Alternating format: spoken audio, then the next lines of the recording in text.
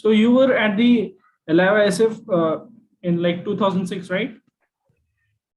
Yes, I was. Yep. That's so great to hear, because actually like most of the people in our like founding team, met at that forum. So like having someone as distinguished as you being from the same forum, that's completely brilliant. That's super cool. I was really excited when I heard that you all met there too. I actually met my best friend there. We're still like, he's from Norway, I'm from the Midwest in the US, and we're still best friends. We visit each other every year. We talked on email all the time when we were too young to like be able to afford plane tickets to see each other. But yeah, we met at LISF. And so yeah, I'm really excited. I hope you guys all met great friends. I can see that you did for sure. And I hope that people attending this get to meet friends too. Like it worked out so well for me that I'm really happy to talk to people from programs like that. Yeah, absolutely. Absolutely.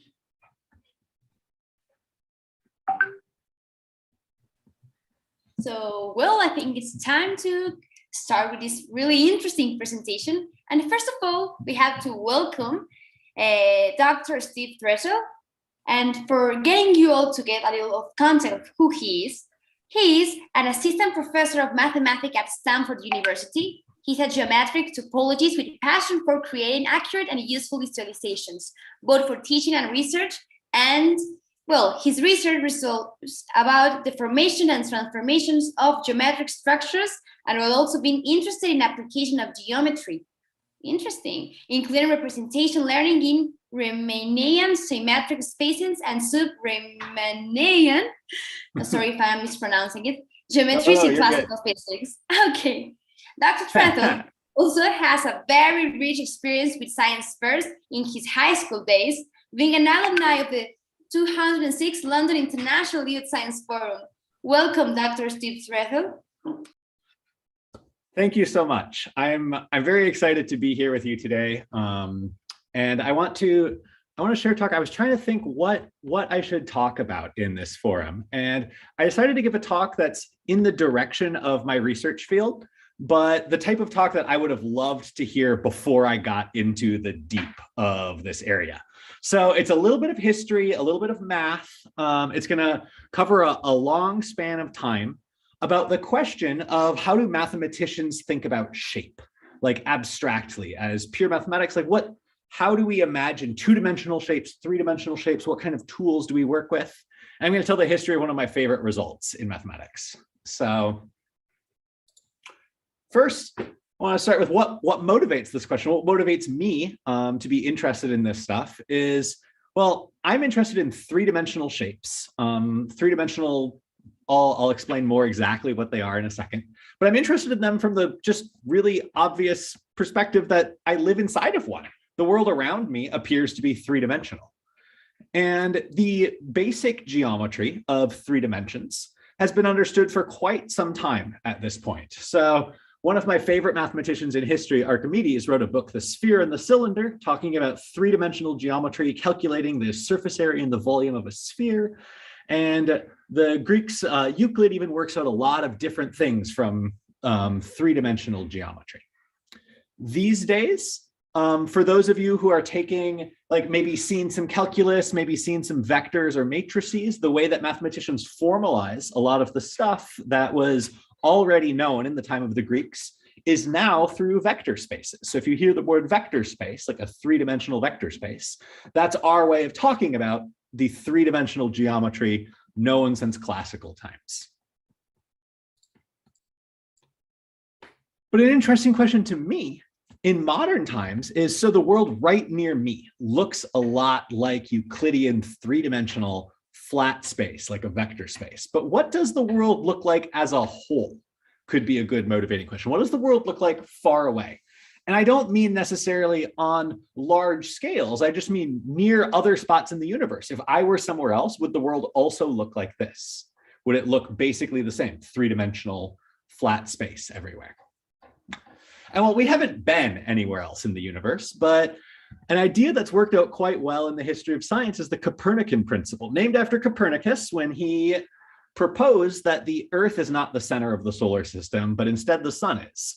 And the proposal was much stronger than that. It's that humans don't occupy a special space in the universe. We shouldn't think of where we are as particularly special. We just are at an average place and an average time in the history of the world.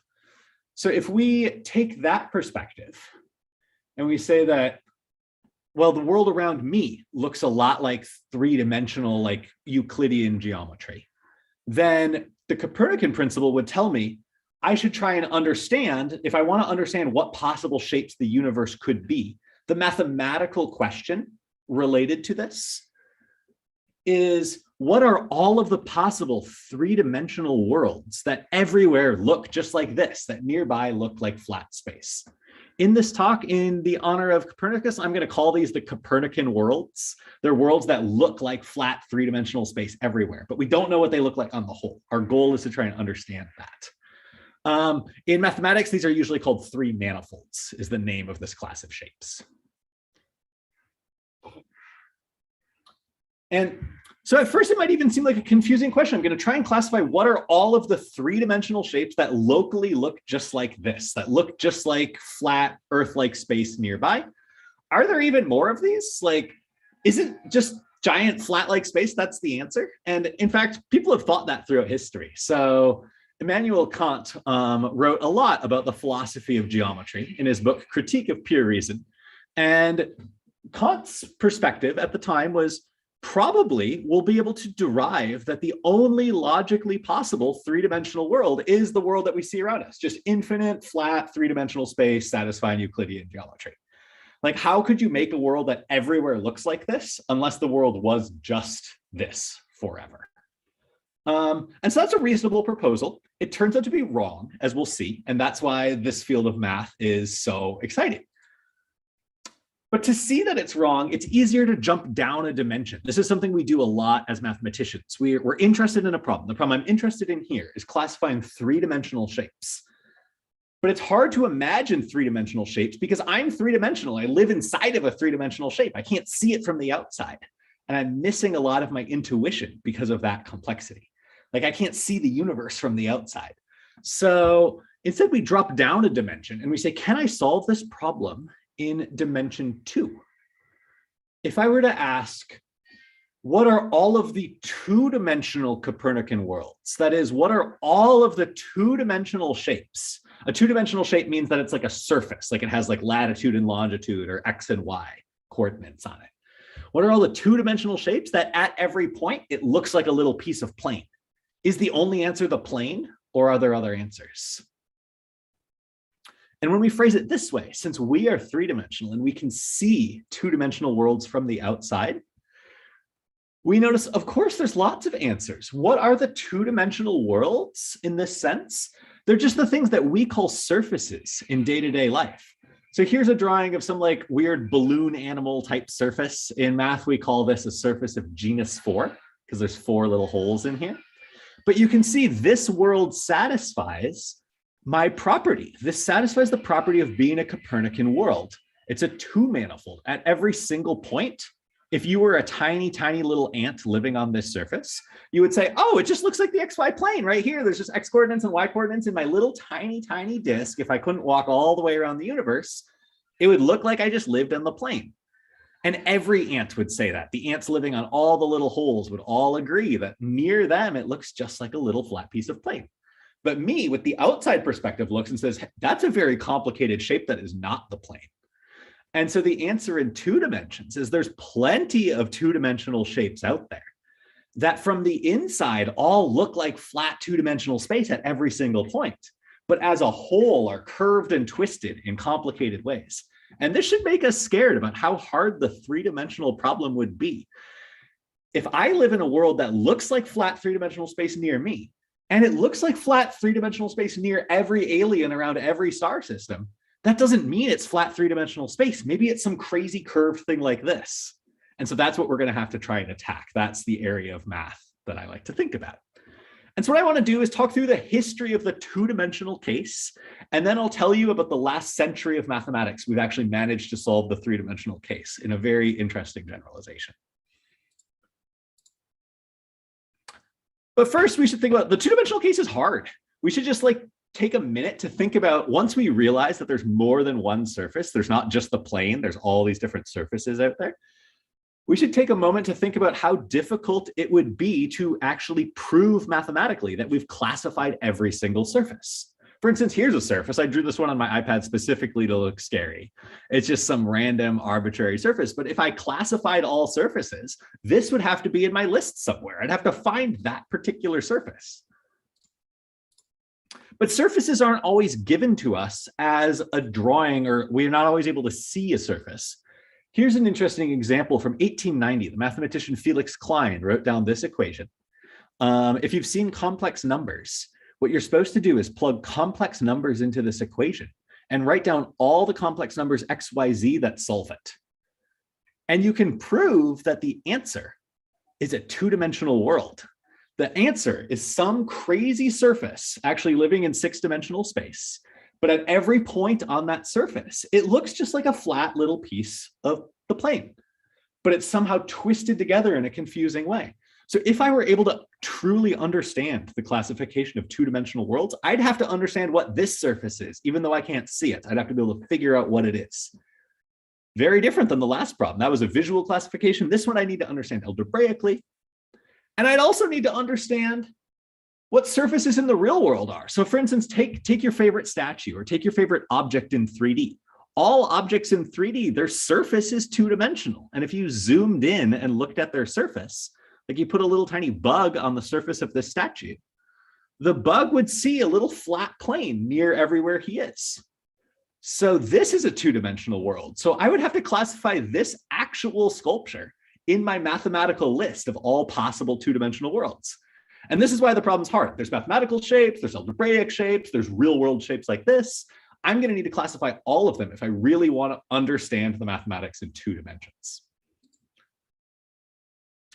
And so the first thing mathematicians do is say, whoa, whoa, whoa, that sounds complicated. We need to lay down some definitions of what does it mean to classify shapes. When are two shapes the same? Like if I'm trying to sort shapes into bins and tell you which shape is which, then I need to be able to tell you, are these two shapes, I need to decide, first of all, are these two shapes the same or different? And for the type of mathematics I do, for this classification problem, we want to count these two shapes as basically the same.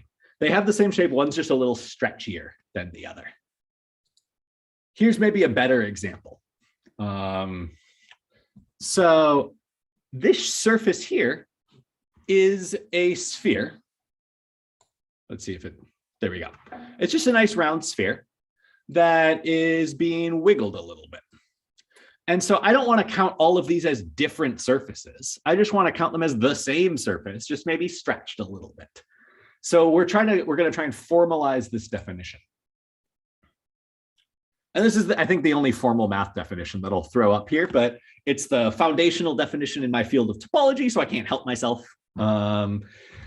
What we call, when we want to say two shapes count as the same in our mathematical classification game, we call them homeomorphic. And a homeomorphism is a continuous map that can take one shape to the other and back. It's like a way of identifying the two shapes. You put a function between them that says, oh, this point on this shape is the same as this point on this shape. And if you can match up all the points, we're going to count the shapes as the same. They might look a little different how you drew them, but if we can match everything up, then they're the same shape for us. And this leads to a joke. Everybody in math makes jokes about my field and they say, haha, you're a topologist. You can't tell the difference between a donut and a coffee cup. And the reason for this joke is because both of these shapes, to a topologist in that definition, are the same shape. They have one hole. We don't actually care what it looks like in 3D. We don't care if it's all bendy and wobbly. We just care about the most basic property of the shape. And it might be hard to see that these two shapes are supposed to be the same, that there's a one-to-one map between them. But luckily, some of my friends 3D printed a little visualization showing you a deformation that goes from one to the other. So you can kind of imagine better how you could get a one-to-one map from the donut over to the coffee cup by slowly following this path. So when we classify surfaces, when we classify two-dimensional worlds, I'm going to classify them in such a coarse-grained way where these two shapes count as the same. Actually, all the shapes in this picture all count as the same. They all count as the donut. And that seems a little complicated at first. It seems a little abstract, but the goal is actually to try and simplify our life. We're going to try and simplify the problem and say, okay, I only want to count things at the most basic level. Can I even manage to do it? Because we saw how hard the surface problem is. I'm going to need to sort statues and equations and mathematical shapes into buckets. How am I going to do that sorting? Let's try and make the problem easy. Count all of these as the same. They're all just a donut. And let's see what we can get out of that.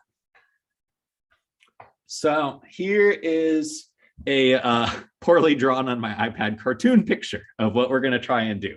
We're going to try and take all of these different mathematical surfaces, every possible mathematical surface, and we're going to try and sort them into boxes where every box contains shapes that are homeomorphic to each other, shapes that can be continuously deformed, like the coffee cup and donut, into one another. So every shape that ends up in this orange box here is just a deformed version of the sphere. You can see above the orange box, there's like a purple blobby starfish, and then there's like a green long sea cucumber thing. Both of those are just like blobby deformations of a sphere. If you remember that animating sphere video where the sphere is just like wiggling, that's all that's going on here. And if you look over at the red box, there's two arrows going into the red box. One of them, some blue like chain link thing. And one of them's, I don't know, like it kind of looks like a spaceship with two holes in it. But both of them abstractly are the same shape. They end up having the same number of holes. There's a one-to-one map between them. So we're going to sort them into the same bucket. They're the same world. They just look different how they're sitting in space. This is our classification problem. We want to figure out how many buckets there are, how many different types of two-dimensional shapes exist. And the amazing thing, one of my favorite parts about mathematics is that math has a very long history. Well, lots of fields of science have long histories. But one thing about mathematics that's very cool is once a thing is true in math, it's true forever. Because what counts as true in math is you prove it. And that proof is just as valid in ancient Greece as it is now. Like I literally, in an actual research project I was working on, used a result of Archimedes and cited him, because he had a very clever way of figuring out the differential areas on the sides of a sphere projecting onto a cylinder. And I used a higher dimensional version. Those sort of things are still true today. And so living this far in the future of mathematics, we live in the future of so many smart people that these sort of questions have such beautiful stories behind us. So we're interested in this classification of two-dimensional worlds. And it turns out that this was like a really hot topic in the mid 1800s. Lots of smart people were trying to classify these two-dimensional worlds in the 1860s. And they succeeded. And then they pieced together a beautiful theory by the 1880s and 90s. Three of the main players here being Felix Klein, Henri Poincare, and Paul Koebe, who proved a theorem called the Uniformization Theorem, which is going to solve this problem once and for all for us. And so I want to give you an imprecise statement of this theorem, and then I'll show you some pictures. So what these three mathematicians proved in the 1880s is that every single surface, every single two-dimensional world can be built abstractly using two different branches of mathematics, a branch of math called group theory, a branch of math called complex analysis. You can bring them together, use them, and then you can build all shapes out of just three shapes. You can start with the sphere, you can start with the plane, and you can start with just a little round disk. And then you can use those pieces of math and you can build everything else. It gave us a way to actually construct two-dimensional worlds. And this influenced not just mathematics in the coming like 50 years, but this influenced art. In particular, if you've seen a lot of Escher's pictures, Escher was drawing pictures specifically about the uniformization theorem. Escher knew of this mathematics. He talked to lots of mathematicians. And so his woodcuts, angels and devils, illustrate exactly the group theory that's going on in the disk, the plane, and the sphere, the three shapes from the uniformization theorem. So I love a lot of Escher's work because it specifically illustrates a lot of this beautiful math from the end of the 1800s. And so I want to give an example. What does it mean to build a shape out of the plane? It turns out that when you write down this theorem, This theorem says that the shape, the torus, the donut, or the coffee cup that we were looking at earlier, in the 1800s, they proved that the donut is built out of the plane. And so what does that mean? Well, the plane is tiled with squares. And so that means that we should be able to tile the surface of a donut with squares. And it might be hard to imagine how to tile the surface of a donut with squares, but the theorem tells us how to build it. So I wrote a program here that's just applying that theorem. It's doing it to the surface of a donut, and it's putting all the squares on here in a way where they keep right angles, even when the edges bend and the shape moves around. This tiling of the surface by squares is what tells us that the torus is built out of the plane. And so the cool takeaway from this is the geometry of that surface is actually captured by square tilings of the plane. As mathematicians, we don't have to think about the complicated torus anymore. We don't have to think about this three-dimensional donut shape. We can use this result from the 1800s and say that I can keep track of all the complicated geometry that's going on that surface, and I can encode it in a tiling of the plane by squares. Tilings are something we've understood for a long time. Tilings have been part of art for thousands of years.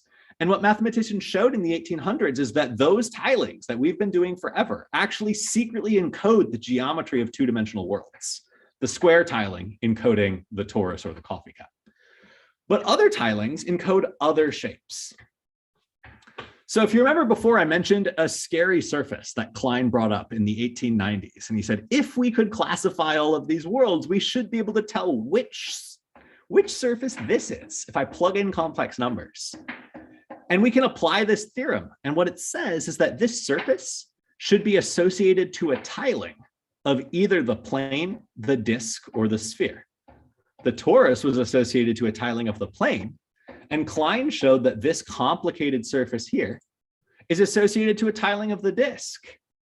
And this is actually a picture from Klein's notebook. Klein drew this in 1890 when he realized that his complicated surface is really this beautiful triangular tiling of the disk.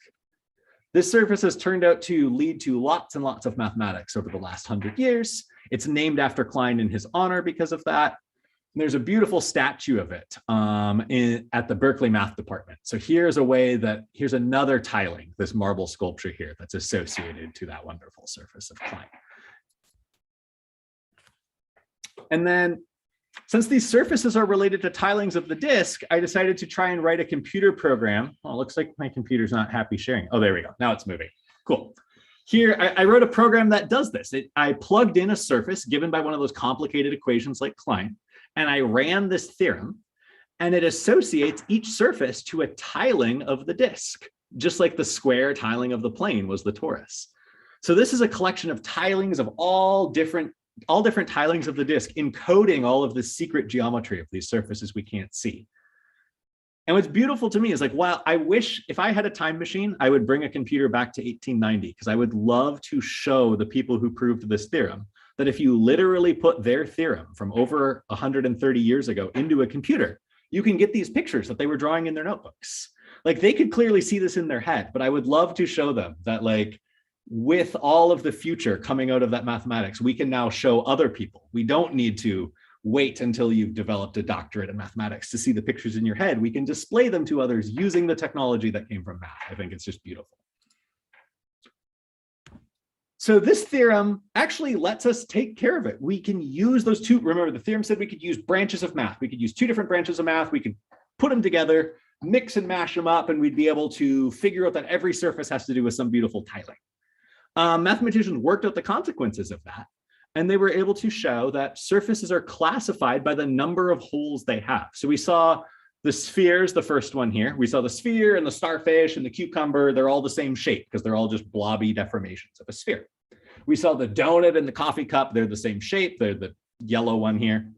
And every other surface turns out to be in this list. Every surface is either a sphere, a donut with 2 holes, a donut with 3 holes, a donut with 4 holes, and so on. Seems to be a pretty simple list, but it turns out we can prove that using this theorem that every surface falls onto that list, including this one. the actual surface of this actual sculpture is a surface. And so it must be in that list. And while that problem sounded really hard originally, after this theorem, after the classification, the problem's not hard. If you were in the museum where this sculpture is, you could just go around and you could count the holes. Like between the guy's arm and the snake, there's a hole. Between the snake and his body, there's a hole. Between him and his friend, there's a hole. You could just count the number of holes. And that classifies the surface, because every surface is just a sphere or a 1-hole or a 2-hole or a 3-hole or a 4-hole and so on donut. So this surface abstractly is just some number of hole donut. I actually didn't count them, so I don't know what surface it is. So sorry to disappoint, but it is some surface on that list. It is. I actually tried to find a sculpture that like a museum had a 3D model of, so I could turn it around and count it for you. And I couldn't find somebody who had a good laser scan of a sculpture. So then I just picked my favorite one. But you could imagine doing that. Okay, so that is the 2-dimensional story. Remember, what I'm interested in as a mathematician is the 3-dimensional story. What are the 3-dimensional worlds? And what we did was we said, okay, let's simplify the problem. Let's ask about 2-dimensional worlds. Let's ask the question from the perspective of ants living on a surface. And we saw that beautiful mathematics of the 1890s ends up solving that problem for us. And now I want to bring that back to modern mathematical times, where we're interested in classifying 3-dimensional worlds. So what are all of the 3-dimensional spaces that at every point look just like it does here, that just look like normal 3-dimensional space? Hopefully the 2-dimensional case convinced you there's probably a lot of them, and it's probably scary, and it's probably a lot more interesting than you would first think. So what we got to do now is try and answer that question. Is that true? Like, is the 3-dimensional case complicated like the 2-dimensional case was? Or is the 3-dimensional case simple like Kant thought it would be or hoped it would be? And it turns out it is complicated. Kant's hope doesn't work out. The set of 3-dimensional worlds is far more complicated than the set of 2-dimensional worlds. But what's amazing to me is that this was known, like the first example of an interesting 3-dimensional world, a 3-dimensional world that's curved and bent in a higher dimension, that's not just flat space, was actually known before Kant. And it wasn't even a mathematician who discovered it. So the first record in history that I can find of somebody discovering a 3-dimensional world that wasn't flat 3-dimensional space is actually Dante. In the Divine Comedy, Dante writes about his cosmology, which is the different layers of heaven and hell. I have a picture on the next slide here. So in Dante's cosmology, there's Earth that we live on, and below Earth, there's layers of hell going down into the very middle of the Earth. Like, I'm not that versed on Dante's actual theology, but like the layers of hell get like worse and worse as you move down, let's say.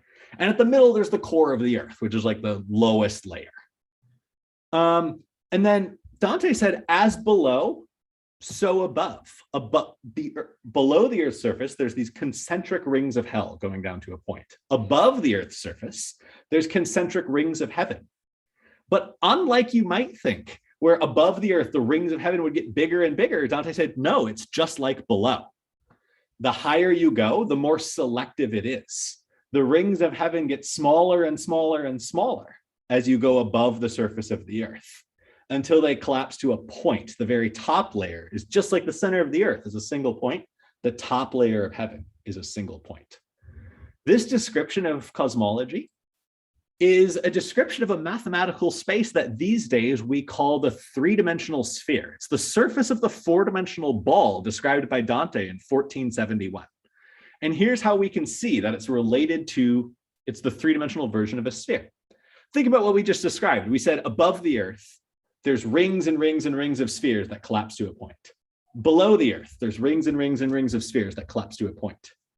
Now think about how you would describe this to a 2-dimensional person. Let's think one level down again so that we can imagine. What would you try and how would you describe a sphere to an ant? You could say, well, a sphere starts with a circle, the equator. And if you move above the equator, there's circles that get smaller and smaller and smaller, and they collapse to a point, the North Pole. But if you go below the equator, there's circles, lines of latitude, that get smaller and smaller and smaller until they go to the South Pole. So the picture on the left here is how you would describe a sphere to an ant by slicing it into circles. But the picture on the right is how Dante described his cosmology. Cosmology is built out of spheres, just one dimension up. So instead of stacking all of those circles together in 3D, makes a two-dimensional sphere. If you stack a bunch of circles, starting with a point and ending with a point, it closes up to make a sphere. It turns out if you stack Dante's spheres in four-dimensional space, they also form the surface of a ball. And this is the first three-dimensional world, or three-manifold, that isn't just flat space. So once we have this idea, we can follow Dante and we can say, what other two-dimensional worlds that we know of can we make three-dimensional versions of? I knew about the sphere, and I was able to like one up the dimension of every piece of the sphere and build this new three-dimensional world. What else could I do? And it turns out I can do this to the donut. Like, you can do this to lots of things, but we're just going to stick with the donut. So how can you build a donut in 2D? Well, if you imagine taking a rectangular sheet of paper, and you fold the rectangular sheet of paper around so it rolls up into a cylinder, and then you take that cylinder and you roll the ends together until they meet up, you can roll a sheet of paper into a donut. If you actually try it, the paper will crinkle, but imagine the paper is like rubber or stretchy. First, you roll it into like a paper towel tube, and then you roll that until it makes a donut. What that tells us is I can imagine the surface of a donut as a square. Like if I was trying to describe a donut to a two-dimensional person, if I was trying to describe a donut to an ant, the way I could describe it is on this rectangle, you could tell the ant, okay, how a donut works is if you walk off the right-hand side of this rectangle, what happens? Well, the right-hand side is supposed to be attached to the left-hand side. The donut's actually rolled up in 3D. So the ant would think about it as you just teleport over to the other side, because that's what, I mean, it's really rolled up. We're just trying to draw it on a square. Does that make sense? It's kind of like if you've played like the video game Asteroids, or a video game where when you go off one side of the screen, you pop onto the other side of the screen. What's actually happening is the screen is rolled up into a donut. If you go over the top, you come out the bottom. If you go over one side, you pop out the other side. That's exactly the same geometry as playing the video game on the surface of a donut. And so we can make a three-dimensional analog of this, just like we made a three-dimensional analog of the sphere. What's the three-dimensional analog of taking a square and gluing the sides together to make a donut? It's taking a cube and putting teleportation rules on the side of the cube. Imagine being in a room where all the sides of the walls were teleport machines. If you walk out the left side of your room, you immediately appear on the right. If you go out the top of the room, you come up out through the floor. If you go out the front, you pop in through the back. That three-dimensional world is the three-dimensional version of a donut. And we call it the three-dimensional torus, just like we usually call the donut a torus. So I want you to just think for a second, what would this world look like from the inside? Imagine standing in this world. If I were standing in this world right now, and I looked in front of me, what would I see? Well, I would look in front, and when light got to the wall in front of me, that light would get teleported and it would come out the backside of the room, because what's really happening is it's bent around, it's glued together.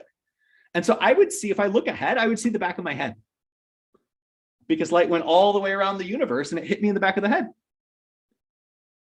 What would I see if I looked out the side? I would see me sideways. What would I see if I look at the top? I would see my feet. So I wrote a computer program to try and simulate this for you. I made a world where there is just the Earth and the moon in the three-dimensional torus. And there's only one Earth and only one moon, but space is curved. And so the reason you see Earth after Earth after Earth is light is wrapping around the entire universe, spinning around and spiraling around this donut. Every time you see the Earth, it's just because light is trapped in this loop of teleporting. So this is just one example. This is a second example of a three-dimensional world that is not just normal flat three-dimensional space. And we can see it's already kind of complicated, much more complicated than Dante's world, but it's also kind of simple. All of the Earths that we see here, let me see if I can spin it around for us. Here we go. Yeah, I'll take us flying maybe. If we move around in this world, all of the Earths, they seem to fall onto they look like they fall onto a grid. It looks like there's a grid of Earths, right? Like there's like a 3D grid of them.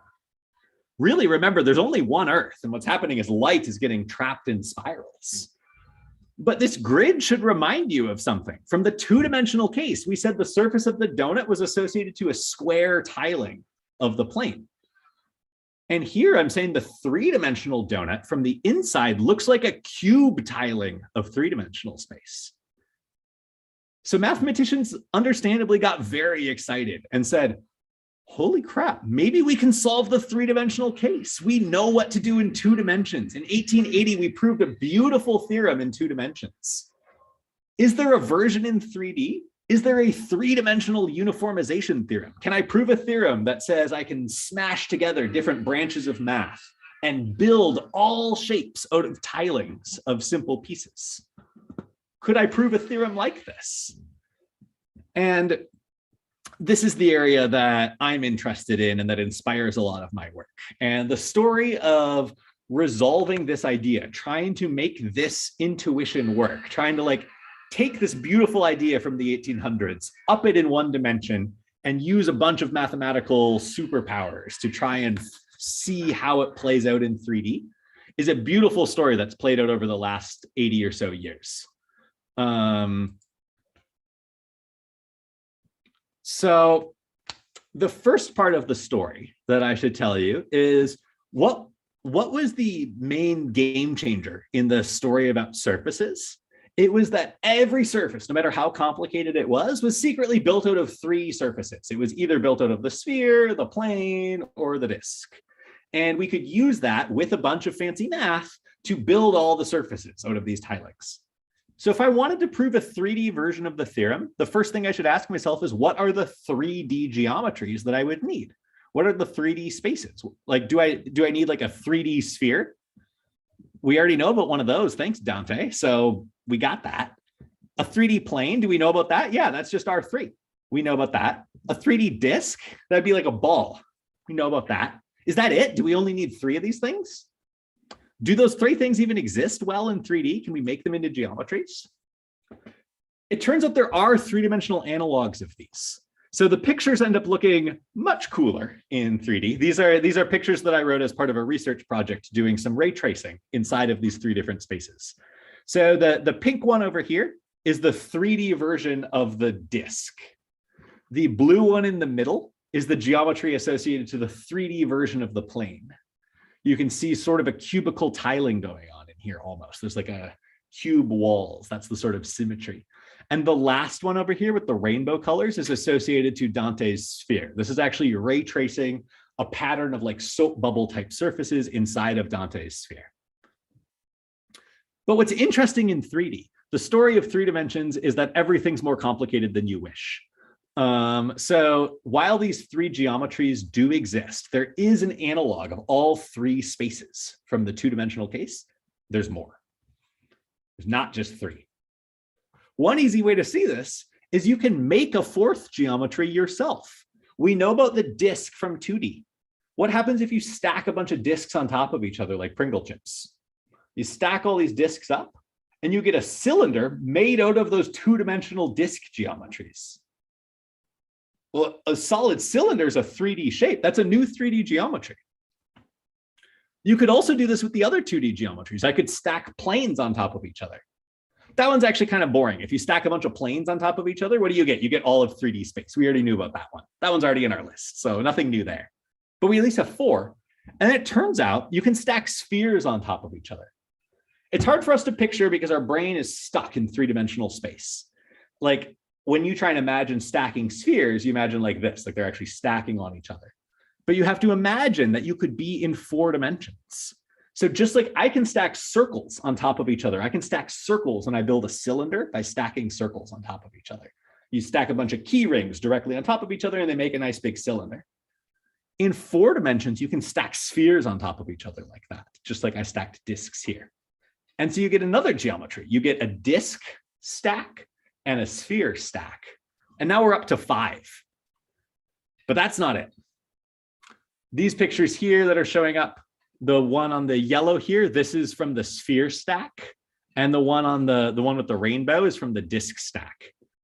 These are what it looks like inside some of the worlds that have that type of geometry. But we're not done. It turns out there's 3 more geometries. And the story here is a little complicated. It needs a lot of math to explain why these exist. But in the end, there's not 3 possible geometries that we need to start with in dimension 3. There are 8. And these are the 8 possible worlds. So the story is already going to be a lot more complicated. We're not going to be able to just say everything's built out of these 3 simple pieces. Our hope is that maybe everything's built out of these 8 possible pieces. And we're going to need to figure out how to stack them together. And for the rest of the story here, it's going to be a little bit sketchy. Like I'm not going to be able to give proofs of anything, but I want to talk to you about the 50 years of progress since we realized this. We've actually solved the problem in 2002. And so I want to tell you how the problem resolves and what the difficulties were, like what good ideas mathematicians had. So these geometries were discovered by William Thurston, who was trying to run this classification problem. He had the idea to say, can I do what the 2-dimensional case did in the 1800s? Can I do that for 3D? And he discovered that there were these 8 geometries and was like, okay, it's more complicated, but we can work with this. Maybe our first guess, oh, I'll skip that for a second. Yeah, maybe our first guess is, what I would love to do is maybe build all 3-dimensional worlds out of these 8 geometries. That would be the analog of the uniformization theorem from 2D. We'd say every world gets sorted into a box, and the box is just what geometry you have. It turns out that doesn't work, which is sad. So the first, trying to just generalize what worked in 2D doesn't work. It ends up being a little harder. And the reason I want to talk about this is the answer is actually very cool and understandable.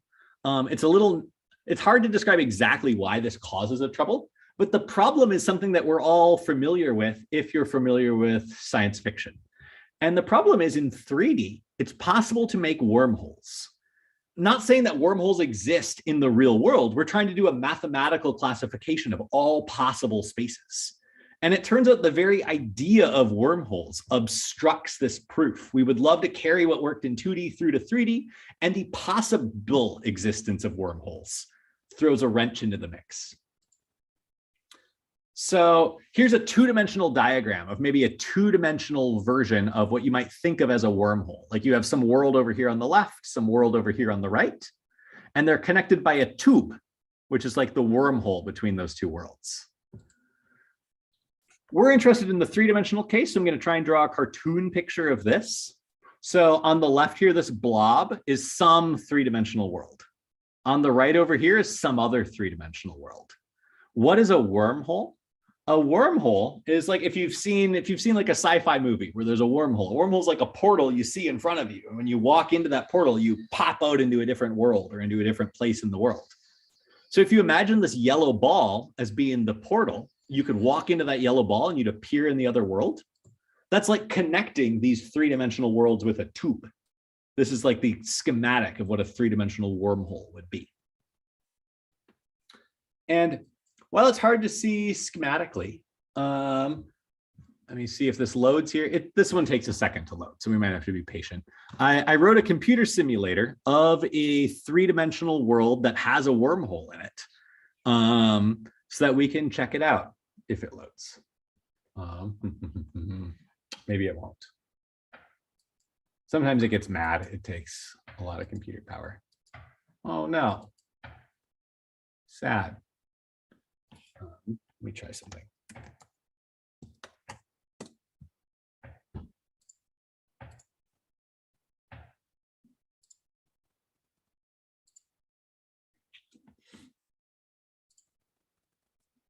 See if it loads in a separate tab.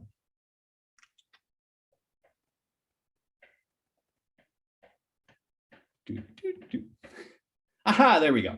Okay, it'll come for you in a second. Excellent. Okay, so to show this possibility in 3D, I wrote down an actual mathematical space that has this. So like this is obviously not our real three-dimensional world, but this is a possible three-dimensional world where there's a nice spot that looks just like a yard, like we're just hanging out in somebody's yard. But there's a wormhole in this yard. And when you fly through the wormhole, you end up in outer space. Let's try and go through the wormhole. And so you can just walk a couple feet out of this person's yard and you can end up in outer space and you can see their yard from the outside. And if I walked back through, I would end up back in their yard. So this is an actual model of what a wormhole would be like in a three-dimensional space. And this is what causes us a lot of difficulty in doing the mathematics that we would like to do.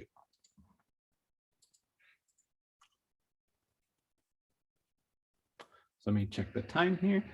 Okay, great. So what mathematicians did was they said, oh crap, it actually turns out that wormholes cause us trouble. And the reason they cause us trouble is if you had two worlds that had different geometries, that is two worlds that are associated with different types of tilings, and you connect them with a wormhole, those tilings don't match up. It makes it so you can't put them together in a nice way. So mathematicians said, okay, well, 3D is just more complicated. What we'll do is we will imagine just cutting all the wormholes. I'll take a shape and I'll say, maybe I can't build every shape out of a nice geometry. That's too much to ask. Like that worked in 2D, that's not going to work in 3D, that's fine. Instead, I'll take a shape, I'll cut all the wormholes in that shape, and then I'll ask if all the leftover pieces have a nice geometry, a nice tiling. So the first mathematical question is, can we do that? Does it make sense mathematically? Can you prove that it's possible to cut all the wormholes and get simple shapes out? And people thought about this already in the 1910s and 1920s, and it was proved by Kneser in 1928 that you can do this. There is a way to snip all the wormholes in 3D and break your shape down into simpler pieces. So this made people excited. Here's a schematic of this. You have this complicated 3D shape at the top. Every yellow sphere represents some wormhole. And so what they did in the 1920s is they said, let's cut all the wormholes, let's break it up into these simpler pieces, and let's study these pieces. Now we could hope all these pieces have a nice geometry. That would be the dream. And so people ask that question. The mathematical version is every three manifold that's prime geometric? And the answer, unfortunately, again, is no. It doesn't work. Sad day. We're trying to make this two-dimensional theorem work for us. We had this great idea. Wormholes were trouble. We cut all the wormholes. We were optimistic. Now it's going to work. And it still doesn't work. But it turns out the reason is that we weren't creative enough in thinking about what wormholes would be. Sci-fi's ruined our brains. You think of a wormhole as being like a disc that you can walk through or a sphere that you could walk through. But what if a wormhole was shaped like a donut? What if in front of you there was a magical donut where if you walked through the surface of that donut, you appeared in Hawaii? And in Hawaii, there was a magical donut and you could walk back through that donut and appear back in your room. That would work just like a wormhole. It's just not shaped like a ball, it's shaped like a donut. And that's fine. So once you think, oh crap, maybe there's donut-shaped wormholes, then you can write down the math and you can ask, are there donut-shaped wormholes? And you can immediately prove, sure, there's tons of donut-shaped wormholes in the world. And you can ask, do donut-shaped wormholes cause trouble to our theory?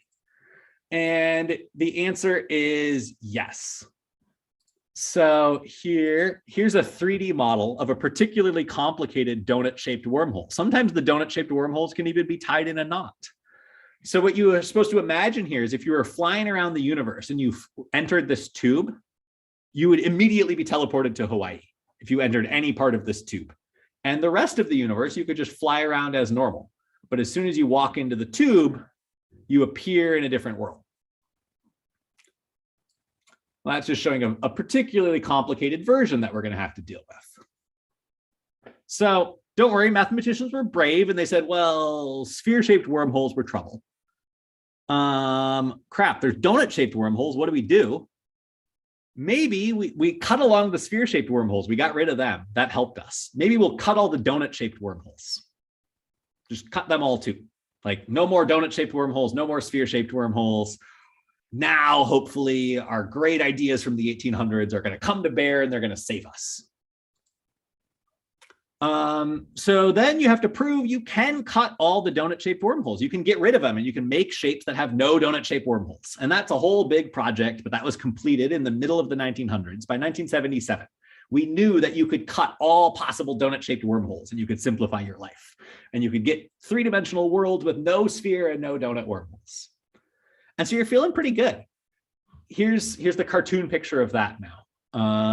Instead of spheres, we now have all these donut wormholes, snip, snip, snip, and we get all of these other worlds here, no more donut-shaped wormholes on the inside. And so my poor optimistic dream would be, now we're done, right? Like we want to get these 8 nice geometries, we want to get nice tilings, beautiful math, we cut all the wormholes. How much worse could it be? But if you were listening to the first half of my talk, you should be kind of worried, because we classified surfaces and we saw that there's a lot of surfaces. There's infinitely many surfaces. There's the sphere, there's the donut with 2 holes. There's the donut with 3 holes. There's the donut with 4 holes. There's the donut with 5 holes. Are there going to be donut with 2-hole shaped wormholes? Are there going to be donut with 3-hole shaped wormholes? Like if there's donut wormholes and sphere wormholes, like are we lost? Are there just wormholes of every size? And so here's a schematic picture of what that would look like if there was a 2-dimensional donut, a genus 2 surface shaped wormhole. And once you ask the question, can there be wormholes like this? The answer turns out to be yes. You can build worlds that have wormholes like this. And so then your hope gets sunk. You say, maybe the 3-dimensional, it's just too complicated. Like there's not going to be a way to do what we could do in 2D because there's just wormholes everywhere. But what's amazing is there was a conjecture by Thurston, the man I mentioned earlier, who proposed these 8 geometries, who had the idea to try and run forward with this program. And he said, be brave.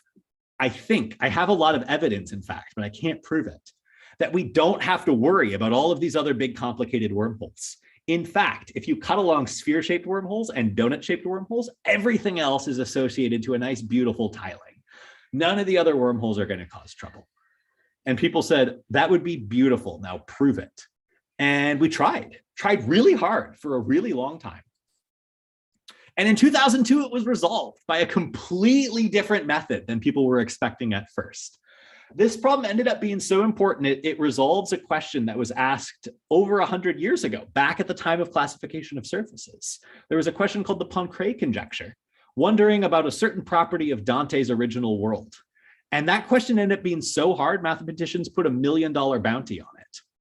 And it was realized that if you could solve this, if you could classify all of the 3-dimensional worlds, if you could show that you could cut them into pieces, that would for sure solve this question about Dante's world, because that's just one of these worlds. It would solve infinitely many more questions, but in particular, it would solve this $1 million problem.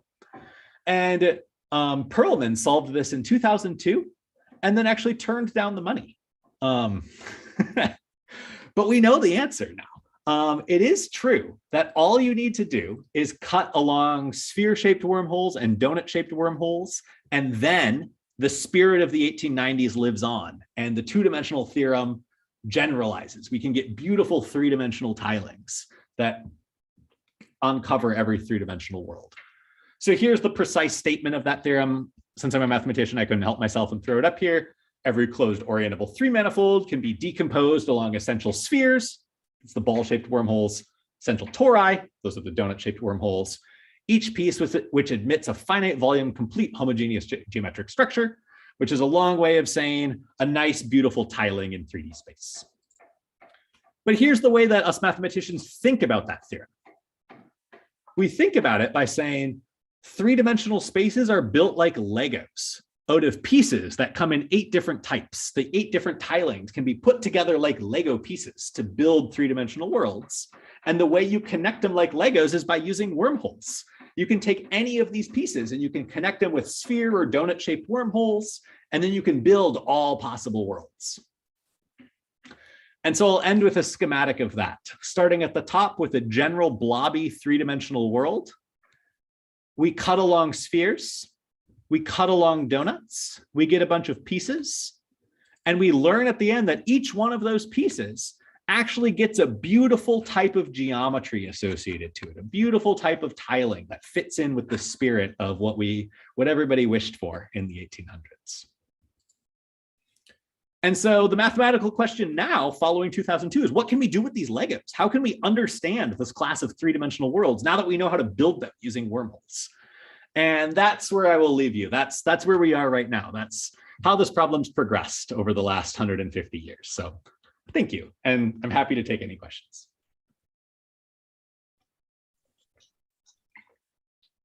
Hello, more on time. So thank you so much for your lecture. It was a great and amazing time to learn more about geometry. We are so excited, and we are more than happy to know that you started your career as we in LOSF. So we have a question here. Let me just read it. How does your research group work on in so diverse group topics, and how do you keep it on literature in so many subfields? Yeah, it's hard, and it's a lot of teamwork. Trying to work on projects in different fields really requires teamwork. So like there's only a couple projects that I've worked on as the sole mathematician, like a paper where I've written it just myself. Those are in just one small field of math that's related to the sort of stuff I talked to you about today. But I'm interested in lots of problems. I'm interested in this. I'm interested in some applications to physics. I'm interested in some stuff related to curved worlds and computer science. And to be able to learn all of that stuff, you really need to work with teams. And that is a beautiful thing in modern math and modern science, especially large team collaborations. So I only know parts of the mathematics literature, but some of my friends and my colleagues and co-authors know other parts of the mathematics literature or know parts of the physics literature. And we meet together regularly on Zoom and just discuss I'll ask a question. I'll be like, this is what I need to know to make progress. And someone else on the team will know it. I wouldn't have even know where to look for the answer because it's something very, very complicated. And they know that it's in this particular paper from this person. And that's kind of how we all build up our knowledge together. We each know some very small area very precisely. And then we get together and we just ask each other tons and tons and tons of questions. Thank you so much. The second question is, does Poincare conjecture removes any worries of other kind of wormholes besides torus and spheres in the future? So what it does is it doesn't say that the other types of wormholes don't exist. Like it is still possible to make a wormhole that has a more complicated surface. But what it says is that to try and understand the class of manifolds, we don't have to worry about those. If those exist, they don't get in the way of proving this theorem about relating tilings to manifolds. So while those other wormholes can be there and are there in some mathematical shapes, they don't cause us mathematical problems. It's only the sphere and the donut wormholes that really cause mathematical trouble. And that was kind of a surprise. That's why this theorem's so cool to me. Thank you so much. That's so interesting. I'd like to know if there is anyone who have one question, please feel free to ask and do any comment. I think it's a great time, and don't be shy. Yeah. I'm happy to answer anything. So. Okay, so hi, I have a question. Hi, sure.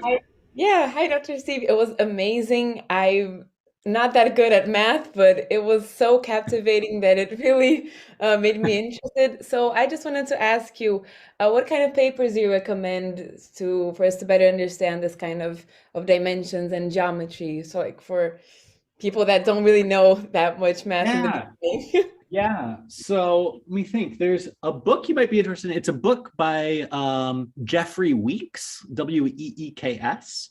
It's Okay. called The Shape of Space. Okay, thank you. Yeah, so the mathematician William Thurston that I mentioned a couple times in my talk, who came up with this idea of breaking it up, Jeff Weeks is his PhD student, who then went on to be a mathematician, but he wrote a book aimed at non-mathematicians trying to explain some of this idea. And it's a great book. So I would check out his book. It's like right from the source of the people who made up these ideas. Okay, that's great. Thank you. Yeah.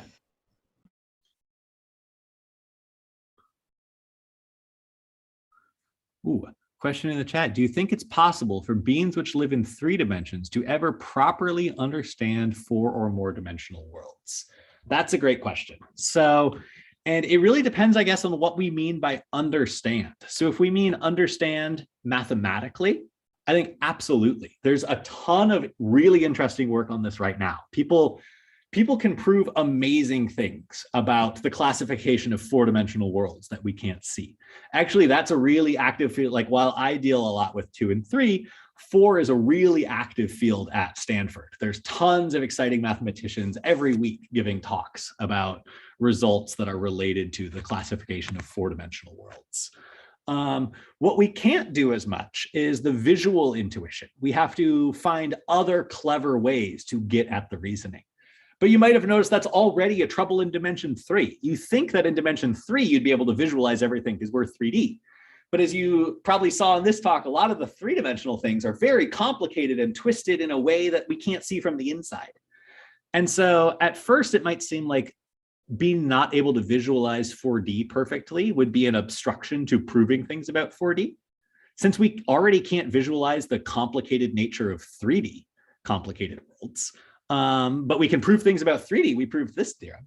It's not actually a big obstruction. It is kind of a bummer. If I could get one superpower, people are always saying they want to like fly or like get laser eyes or something. Mine would just be to be able to see 4 dimensions.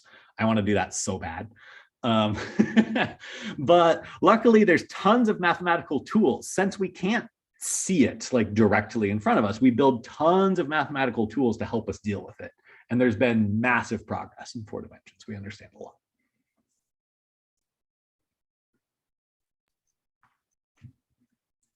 Yes, so once again, a great talk.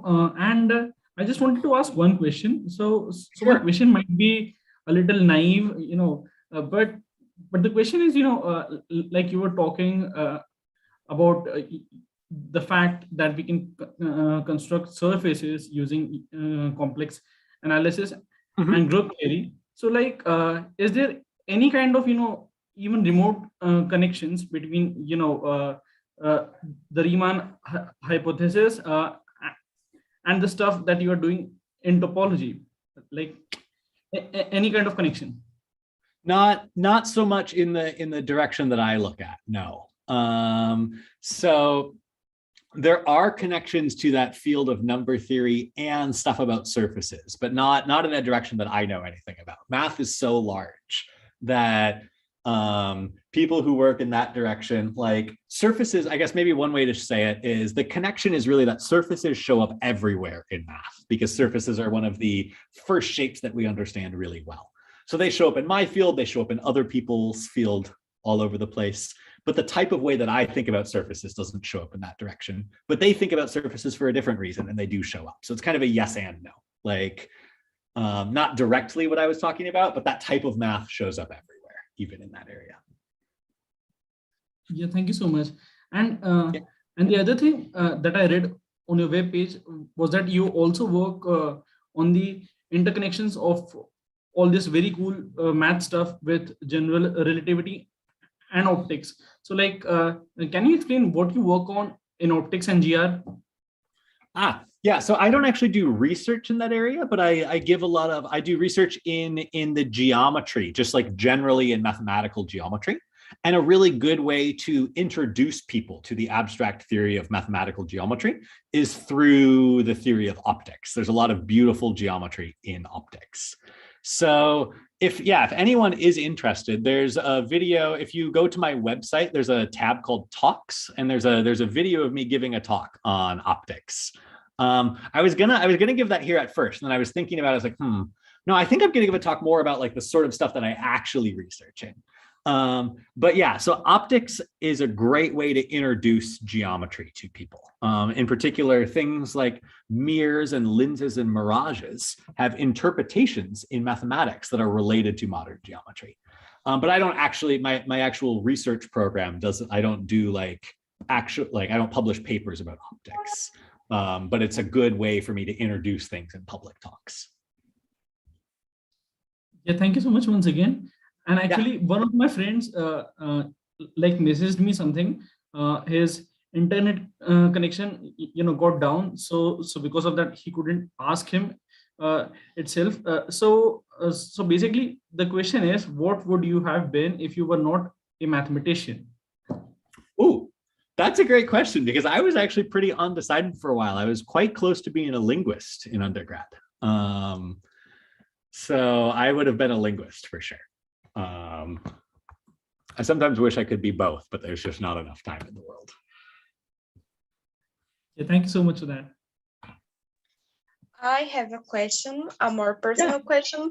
I would like to know and to hear more about your trajectory as well, how the Steve of high school shaped the Steve of now, and how you hold your interest in mathematics as well to be a professor at Stanford. And that's my question. Yeah, sure. So I knew I was interested in a lot of STEM things in high school, but I didn't really know what I wanted to do so much when I grew up. I didn't know what sort of jobs were out there. I just knew that I loved stuff across the STEM field. I loved physics, I loved math, I liked some engineering type stuff. I liked building little robots. And if you've seen like the Van de Graaff generators where you put your hands on them, you make your hair stick up. I used to build those like successively more and more powerful and hook them up to my doorknob as a booby trap for my little brother. So I knew I wanted to do something, like I wanted to study some stuff like that. And so I went to college at first thinking probably I'm going to be a physicist, because the stuff I thought was coolest in high school was like stuff about, I knew that people knew about relativity and people knew about black holes and that quantum mechanics sounded weird. And I wanted to learn all of that stuff. And so I started studying all of those directions. And I realized that like to be able to do any of it, you can learn some of the ideas, but to be able to do any of the calculations, to like really understand it, you need to know every time you're learning one of these new cool fields in physics that I wanted to hear about, you needed to learn new math to be able to actually do it. And I got just sucked in by the math. I was like, I think the part I actually think is cool is the math. And so that made me transition to taking more and more math classes, decided to become a math major. Once I was a math major, I was like, oh, geez, what should I do as a job? And I thought about it, and I was talking with my undergraduate advisors, and I was like, honestly, I love learning math. I could learn math forever. And so it's a big thing you got to think about, because grad school is a long commitment. It's like 6 years in mathematics a lot of the time. But if that's something you think is right for you, talk to graduate students here and see how their life is, see if that's what you'd like. And then I decided I wanted to do it. I enjoy talking, I enjoy teaching, and I love learning and researching math. And so that's what made me decide that I wanted to apply to graduate schools. And from graduate school, this is my first job out of grad school, getting a postdoc position here. So yeah, that's what happened.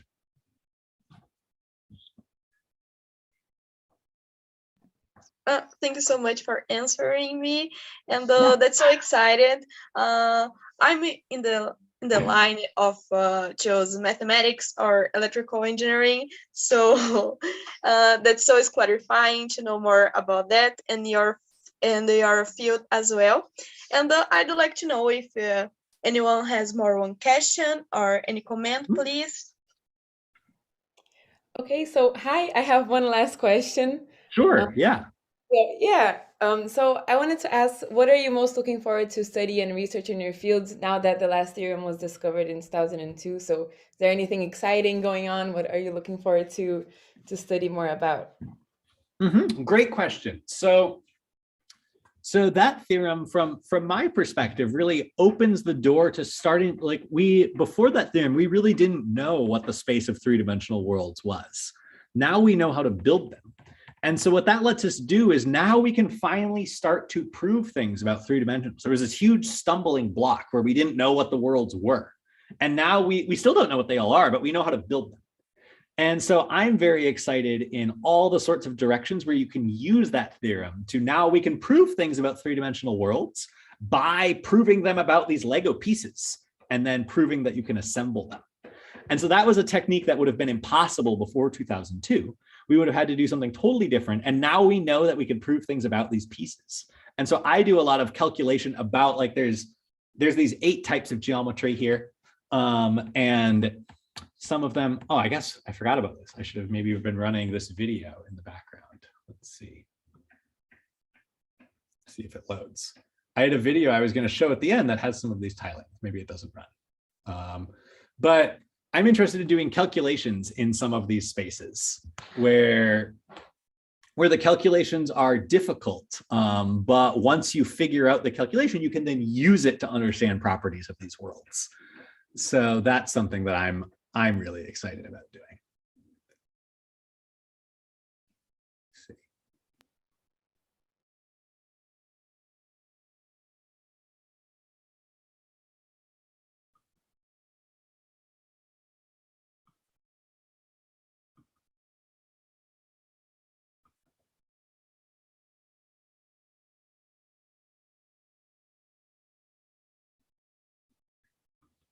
Oh, here we go. Let's see. And, oh yeah, I guess I have to re-hit the screen share. So yeah, what I forgot to put up at the very end here while I'm answering questions is, if any of you want to see videos of these three-dimensional worlds, like we said that you can break all these, once you cut all the wormholes, you get beautiful tilings of these three-dimensional worlds. If you look me up on YouTube, so just look up Steve Trettel on YouTube. I don't have many exciting videos on there, so don't be excited. But I have one cool video where I computed tilings in all of these different worlds, and I put a bunch of multicolored balloons in there so that you can kind of get a sense of the three-dimensional nature. This is my favorite three-dimensional world. This is called nil geometry. But there's a video on YouTube, I just strung together all 8 of them. So if you want to see what they look like, what the different tilings look like in 3D, there's a video with all of them, so you can go check it out.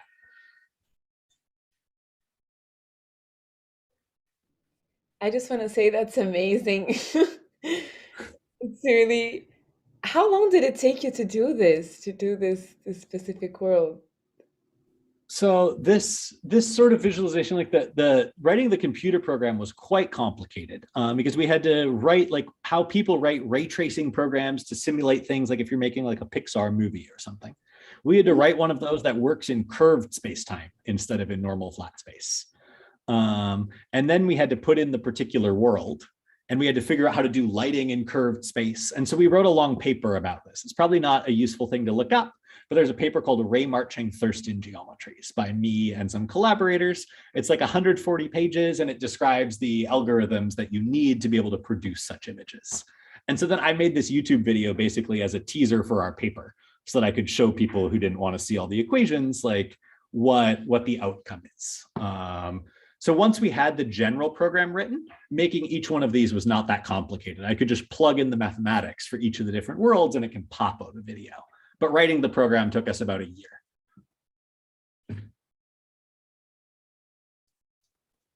Okay, thank you. Yeah.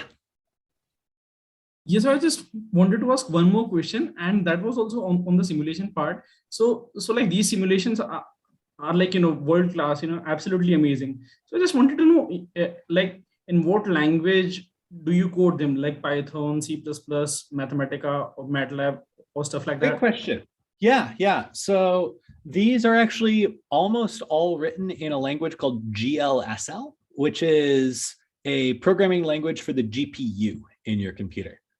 And the reason is that what I have to do for every single pixel on the computer screen, I have to simulate shooting out light along rays in curved space. And that's a lot of computation. but each pixel's independent of every other pixel. Like what happens to this light ray doesn't depend on this light ray. They each just do their own mathematics. And the GPU lets you run those in parallel. So it's all written in GPU programming, because otherwise making a frame would take forever. And now we can make the frames fairly quick. Like this on a very good. The reason I'm streaming from a second computer, like I'm seeing you on Zoom on one computer, and then I'm playing this on a separate computer, is that computer is very fast so that it can run these simulations in real time. On my laptop, this would put out about 1 frame a second. But if I wrote it in something on the CPU, it would take a very long time to put out a single frame. So yeah, it's in GLSL. Yeah, thank you so much. And like, once again, this is amazing, absolutely amazing. Well, thank you. Thank you. Yeah, thank you for accepting our invitation to speak with us here. And I'd like to just ask more on time if is anyone would like to ask a question or do any comment, please. Is there anyone?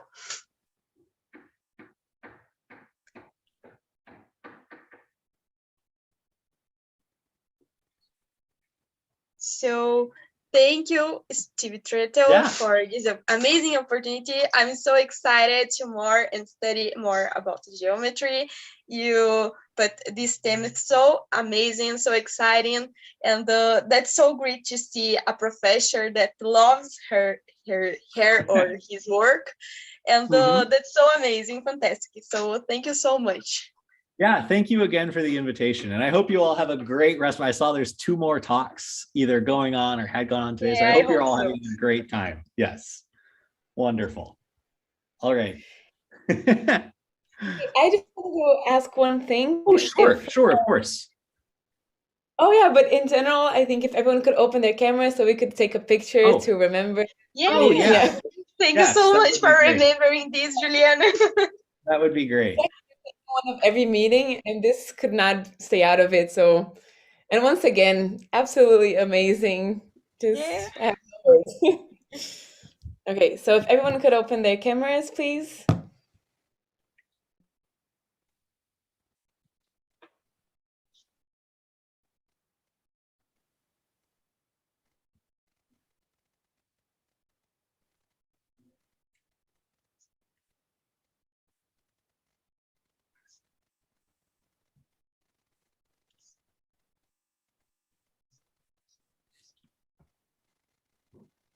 Okay, Duda or could you take the screenshots because mine is not working?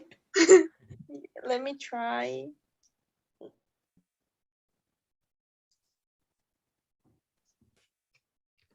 So I think I will ask to do it, please. Oh, sorry.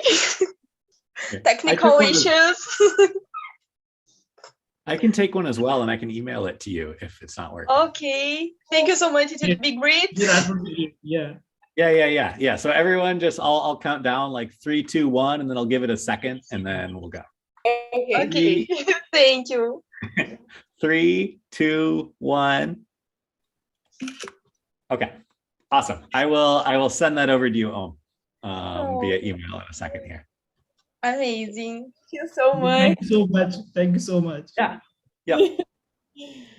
Okay. Bye. Okay. Bye. Thank you. Have a great rest of the fair. Thank you so much.